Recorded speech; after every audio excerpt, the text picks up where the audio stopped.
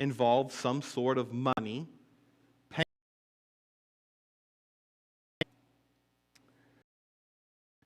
Think about it can and has occurred just around the world. I'm not talking about your money. We're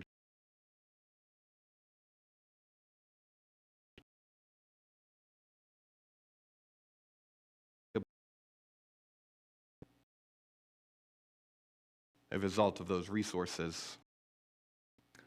All of to the poor, the hurting, the lost, the homeless, whatever the case, all of the things that we can do with the resources that God has created on this earth.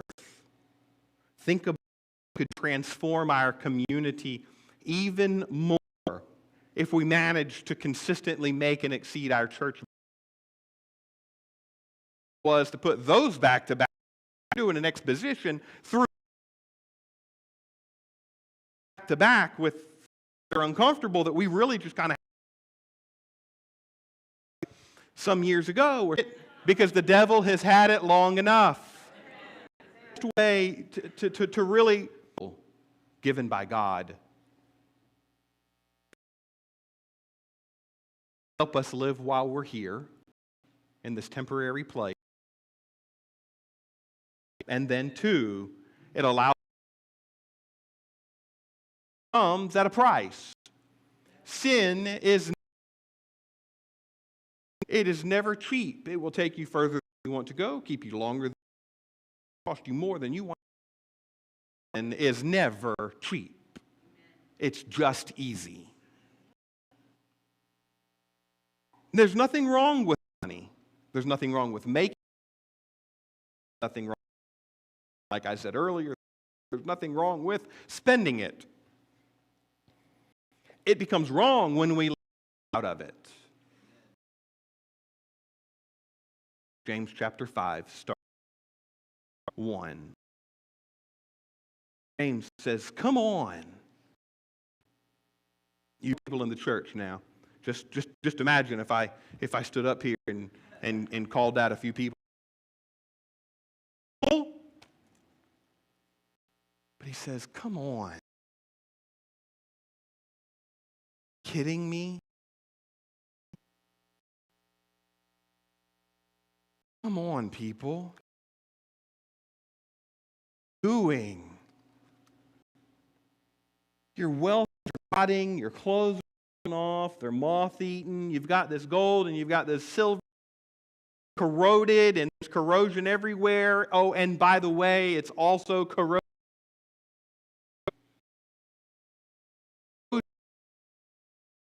You, and it will eat your flesh like fire. You're managing resources and yourself is against you. People in this church, you see, received a few letters, and so I'm just going to write one big letter. I'm going to get everybody at one time. Everybody. You with me? Mama used to pull the car on the side of the road, and she'd have this bell. She'd say, if I whip one of y'all, I'm going to whip all y'all. One of you, I'm going to whip all of you. James is doing. Starting from James chapter 1. It's not nice or pleasant, but it's been real. The church at this point. The grievous sins against the poor. Because the economy of God, those people to pass. I'm with you. The only thing we're going to have left, our grace, forgiveness, and Jesus Christ. And so success is measured away. Grace. Love.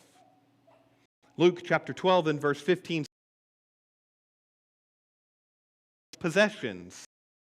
Interestingly enough, Luke 15:12 is the story of the prodigal son who went to his father and said, I want my portion of all of his wealth, and then he went and he squandered away.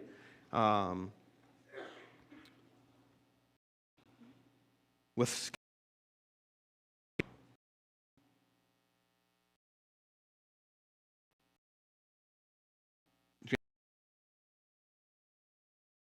had treasures. to having resources for having money, but he condemned them for the manner in which the believer leads. Is happy. We long for whatever it takes to make ourselves happy. It brings me pleasure. You have this drive for pleasure, at least, regardless of how hard. Find peace in the things of this world. Peace comes through. That's it.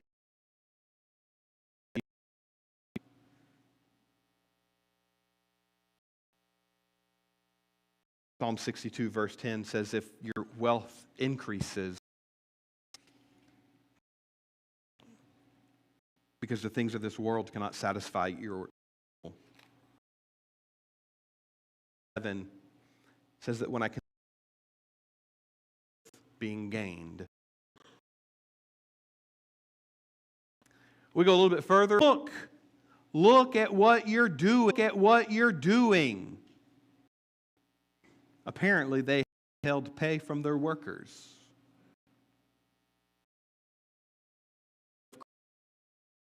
God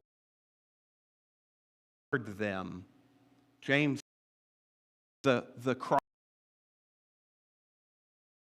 ears of the Lord of armies. It's very interesting. Grace, the Lord of forgiveness, the Lord of justice, the Lord of man, the Lord of... No.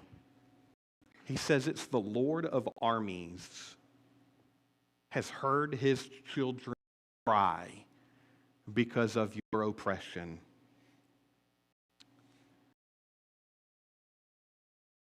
And they come through town and work and they expect to be kind, because that's what the says. That's in Leviticus. It says in the New Testament that a worker's worth his wage.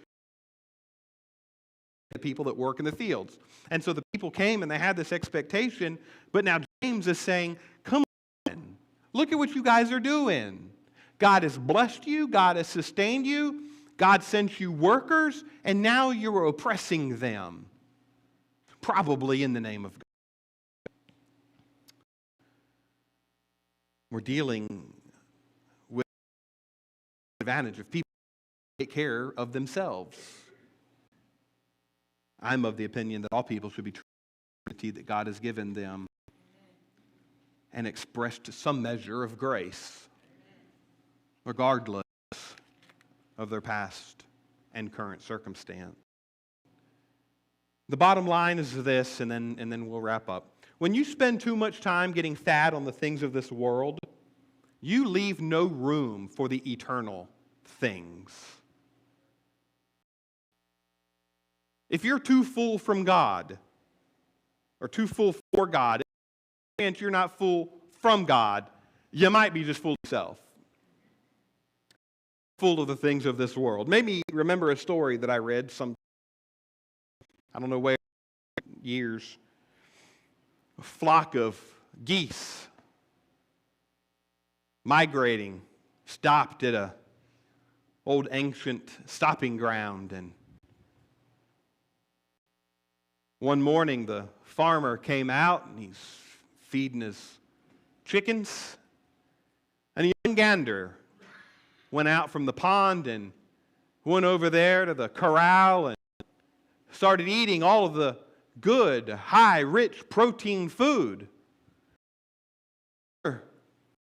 Geese and the ganders were hollering at this young gander saying, "You've got to come back. Don't go over there. Don't eat the farmer's food." The young gander said, "He doesn't care. It's food. Try it. Everybody likes it." Day after day. Now, protein food. That young gander over there. By the end of the spring, he was just huge. Huge. they warned him. They warned him and warned him. Don't go there. Don't eat the first food. I said, but food, and he likes me. He says how pretty I am and how big I'm getting.